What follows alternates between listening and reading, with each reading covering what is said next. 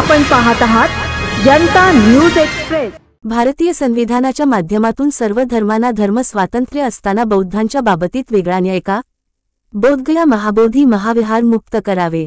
महाबोधी महाविहार कायदा BT. Act 1949 रद्द करावा आणि बोधगया येथील महाबोधी महाविहार ब्राह्मणांच्या ताब्यातून मुक्त करून बौद्धांच्या ताब्यात द्यावे। या मागणीकरिता मागील 51 दिवसांपासून आंदोलन सुरू आहे। या आंदोलनाचा एक प्रमुख हिस्सा असलेले भंते विनाचार्य आज सम्राट अशोक जयंतीनिमित्त कार्यक्रमासाठी ठाण्यात आले होते।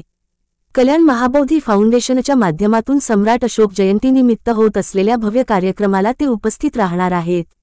ठाण्यात आल्यानंतर त्यांनी सुरू असलेल्या आंदोलनाबाबत ठाण्यात पत्रकारांना संबोधित केले। कल्याण महाबोधी फाउंडेशनचे प्रमुख भंते गौतमरत्न यांच्या भिक्खू संघासह ठाण्यातील अनेक मान्यवर मंडळी यावेळी मोठ्या संख्येने उपस्थित होते।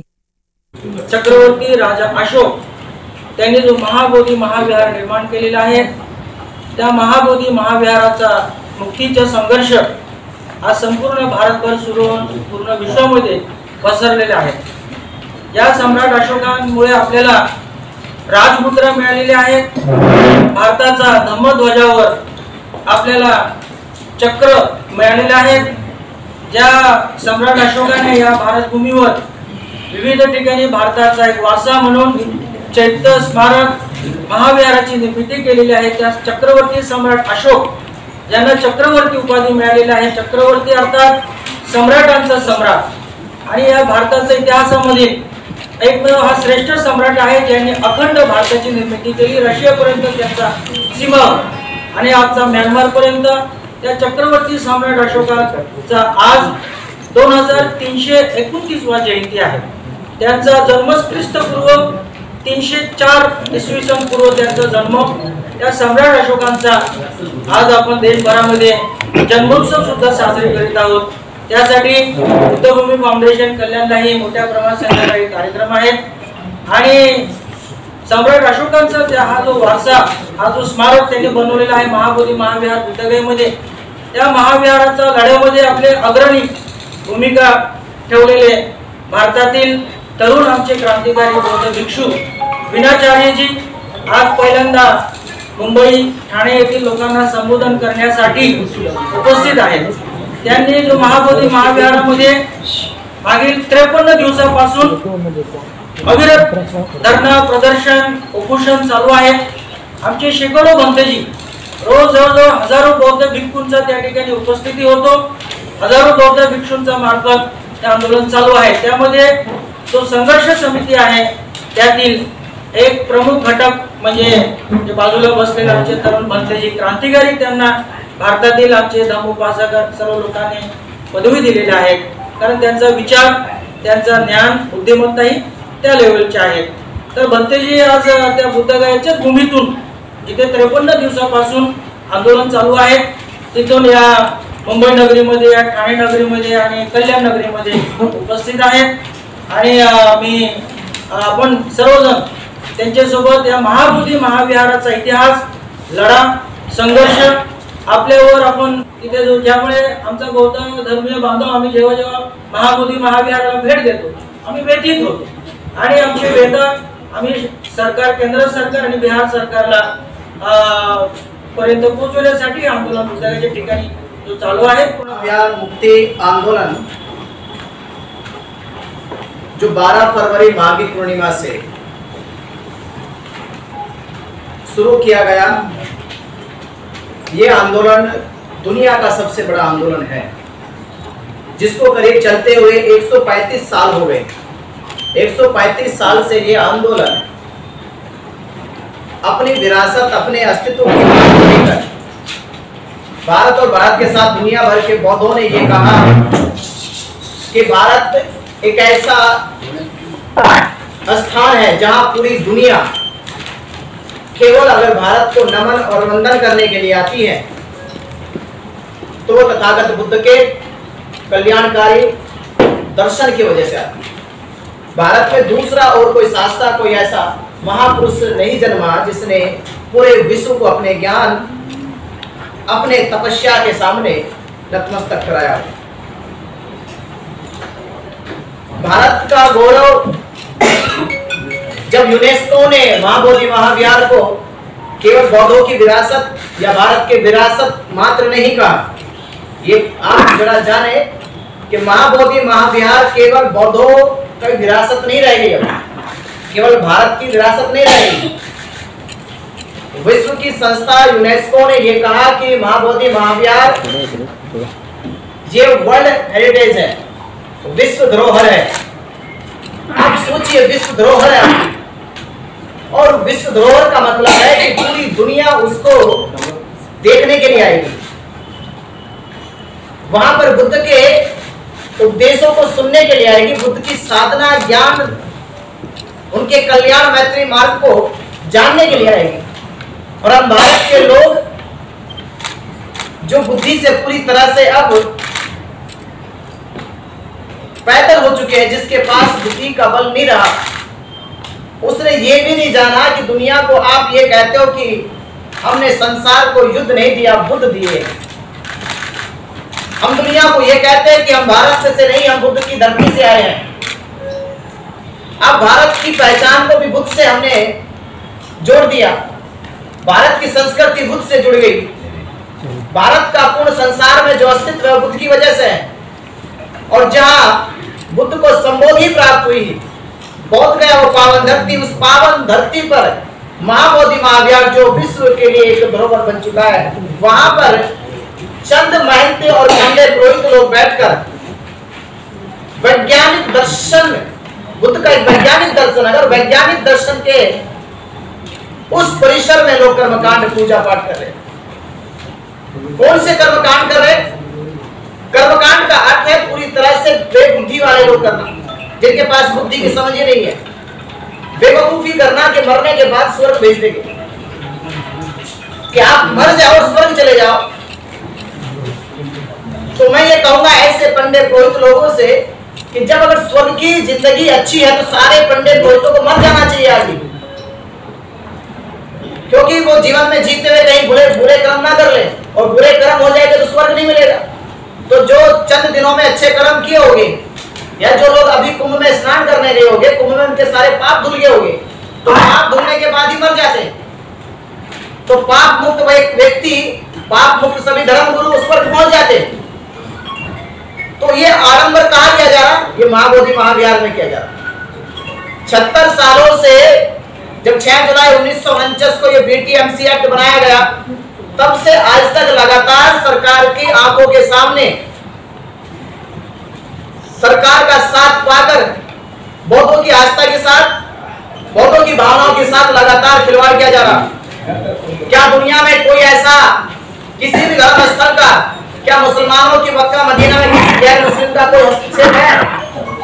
कोई समिति में वहां पर क्या हिस्सेदार है? पूरी दुनिया के लोग पूछे, क्या मक्का मदीना में कोई गैर मुस्लिम हो सकता है? क्या यरूशलेम में, वेटिकन सिटी में, चर्च में, कोई समिति में गैर ईसाई हो सकता है? नहीं हो सकता। सिखों के गुरुद्वारे अमृतसर में गैर सिख नहीं हो सकता।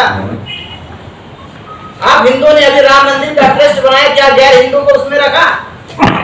या जितने 4 धाम लगे, ये तिरुपति बालाजी धाम है, रखा किसी गैर हिंदू को ट्रस्टी बना के? गैर हिंदू छोड़ दीजिए, मैं तो ये कहूंगा कि 99% क्या आपने गैर ब्राह्मणों को रखा उसमें?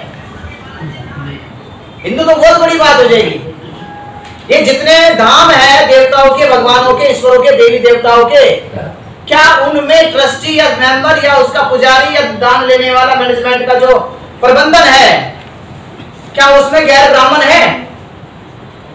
कब तक भारत के लोगों को धर्म और आस्था के नाम पर ऐसे ठगते रहोगे? माना कि 1949 में भारत में इतनी बौद्धों की संख्या नहीं थी, तो भारत की बौद्धों की संख्या नहीं, तो क्या सरकार अपना दायित्व छोड़ देगी?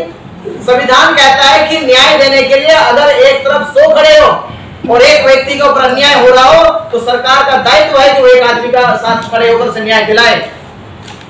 वो इस चीज की परवाह ना करें कि 100 लोग एक तरफ खड़े, एक आदमी एक तरफ खड़ा।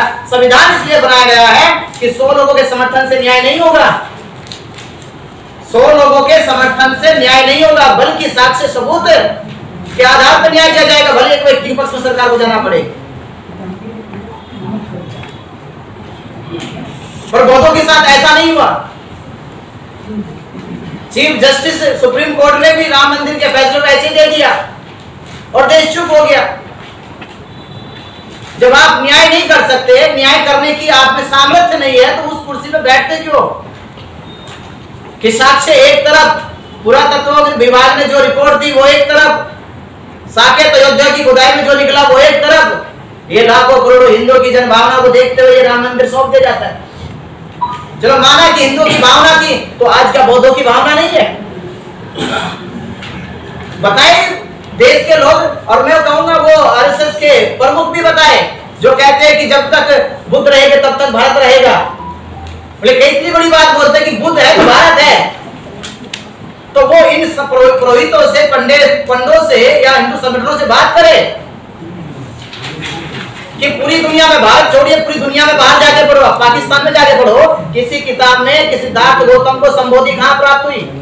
अमेरिका की जाके पढ़ो, लंदन में जाके पढ़ो, जर्मनी में जाके पढ़ो कि सिद्धार्थ गौतम को संबोधि कहां प्राप्त हुई? भारत में बुद्ध का प्रमुख स्थान कौन सा है? कहीं तो आप पढ़ो जाके, तो आप कहोगे कि क्या है, बौद्ध गया है, और बौद्ध गया में पंडित पुरोहितों का कब्जा हो गया। चंद लोग कह रहे कि ये विष्णु का यहाँ पे मंदिर है, शिव का यहाँ मंदिर है। मैं ये कह रहा हूं कि एविडेंस के साथ बोलो। आपका शास्त्र कोई भी एविडेंस प्रूव कर दे, कोई भी एविडेंस प्रूव कर दे कि बोध गया में शिव मंदिर है या विष्णु मंदिर है। विष्णु पुराण कहती है कि शिव का प्रमुख मंदिर या तो कैलाश है या फिर काशी है।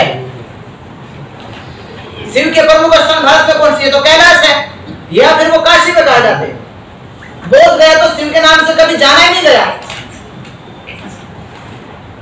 और देश के लोगों को मूर्ख बनाया जा रहा। बच्चा जानता है कि बोध गया किसके नाम से प्रसिद्ध है? कौन नहीं जानता? क्या आप नहीं जानते? क्या आप कहते? जो भी बच्चा कक्षा 5 का, 8 का, 10 का पूछो जाके कि बोध गया किसके नाम से प्रसिद्ध है, सब कहेंगे बुद्ध के नाम से। इतना जानने के बाद भी हमारे देश के संगठन, देश की सरकार सब मौन है। तो हमारी मांग यही है कि 53 दिन आज हो गए, 53 डे आज हो गए हैं आंदोलन को चलते हुए, और ये आंदोलन अब विरासत का आंदोलन है। जैसे हम कहते हैं कि विरासत बचेगी तो हम बचेंगे, और हमने कह दिया विरासत है तो हम है। अगर विरासत ही हमारी नहीं है, हमारा अस्तित्व ही नहीं रहा, हमारी पहचान ही विलुप्त हो जाएगी, तो हम जीकर क्या करेंगे? जिस समाज के पास शिक्षा, संस्कार, संस्कृति और सभ्यता को बचाने की अगर जज्बा, जुनून नहीं रहा, तो उसके जीवन जीने का कोई अस्तित्व नहीं है, कोई मूल्य नहीं रहा उसके जीवन का।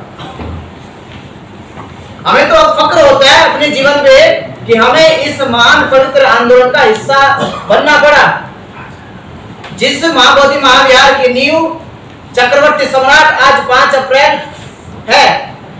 आज उन्हीं चक्रवर्ती सम्राट अशोक की जयंती है, जिन्होंने 2300 वर्ष पहले महाबोधि महाविहार की नींव धरी, और 49 दिन बौद्ध गया में रहकर बुद्ध की साधना की पद्धति को सीखा। तो आज सम्राट अशोक, जिस सम्राट अशोक ने भारत को अखंड भारत बनाया, तब पंडित पुरोहित कहां थे? मैं पूछता हूं पंडित पुरोहितों से कि जब सम्राट अशोक का शासन था, जब हर्षवर्धन का शासन था, जब राजा कनिष्क का शासन था, तब तो एक ने आवाज नहीं उठाई कि यहाँ पे विष्णु मंदिर है, यहाँ पे शिव मंदिर है।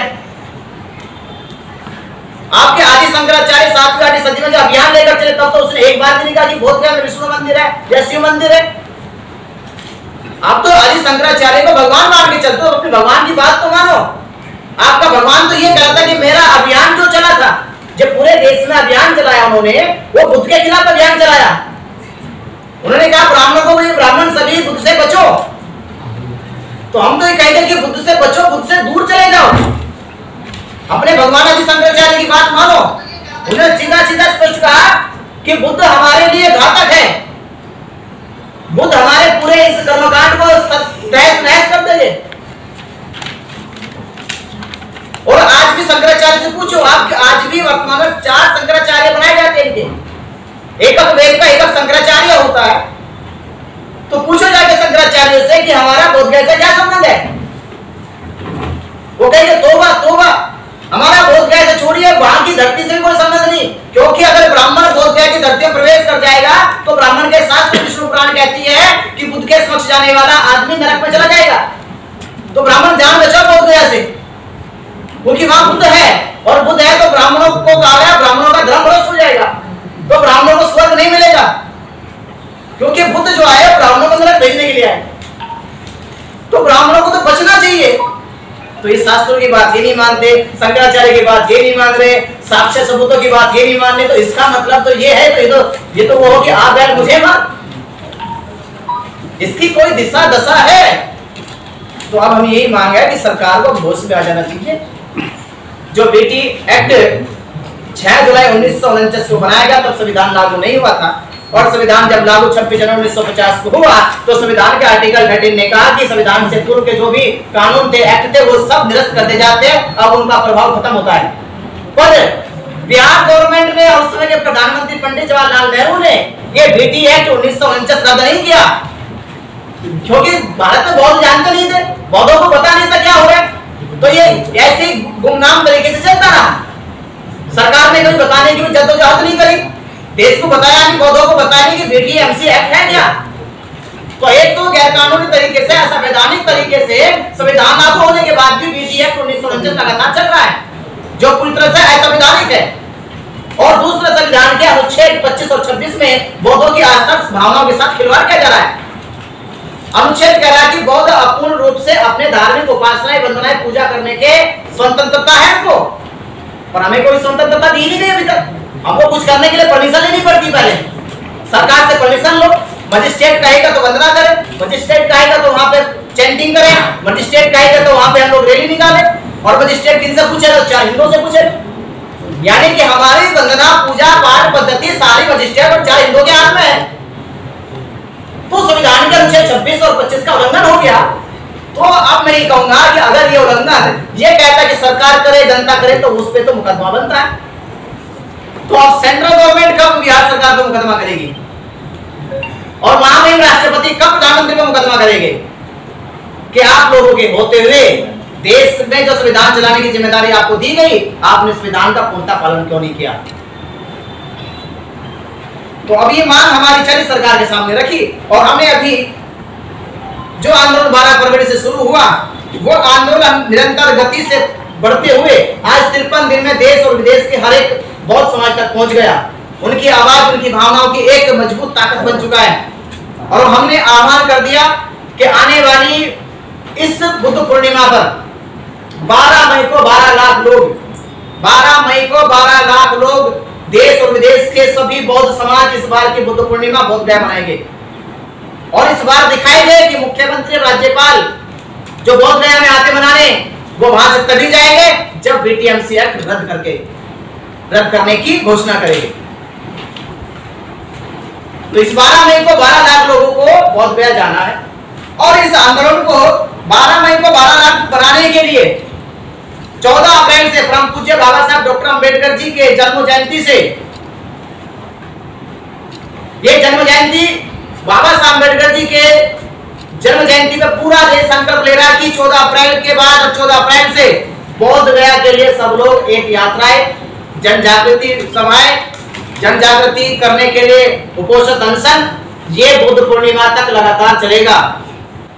बौद्ध उपासक और हमारे पूजनीय भिक्षु संघ अपने अपने स्तर पर ये 14 अप्रैल से 16 अप्रैल से शुरू हो गया, तो 14 अप्रैल से 15 अप्रैल से 16 अप्रैल से ये जन जागृति रैलियां, जन जागृति मोर्चे, जन जागृति उपोषित अनशन, ये तमाम स्थानों पे किए जाएंगे, जो एक बड़ी संख्या को बोध गया भेजने का आह्वान करेंगे।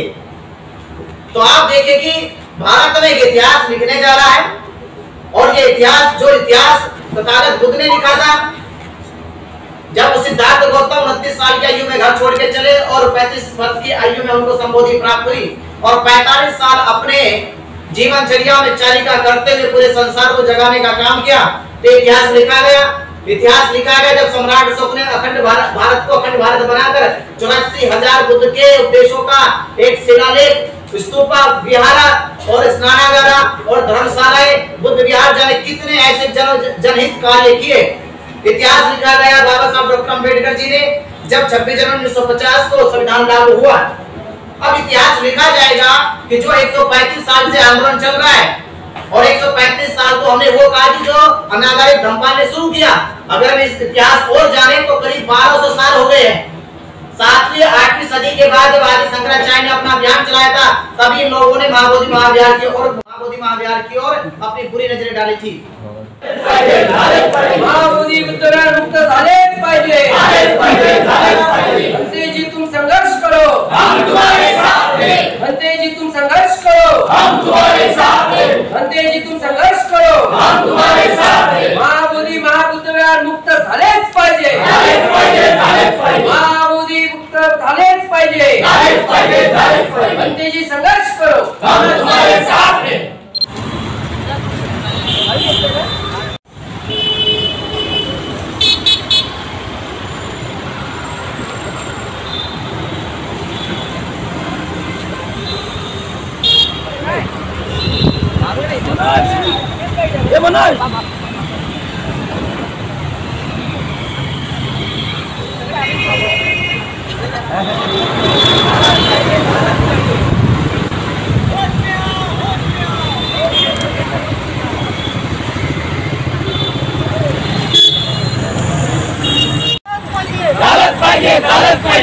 संघर्ष करो, हम तुम्हारे साथ हैं।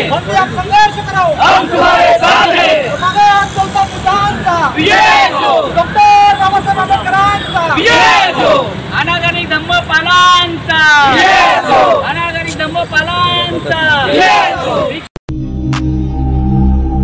अचूक बातम्या, निपक्षपाती विचार, अन्यायाविरुद्ध वाचा फोडणारे परखड विचारांचे सार्वभौम दैनिक प्रजासत्ताक जनता।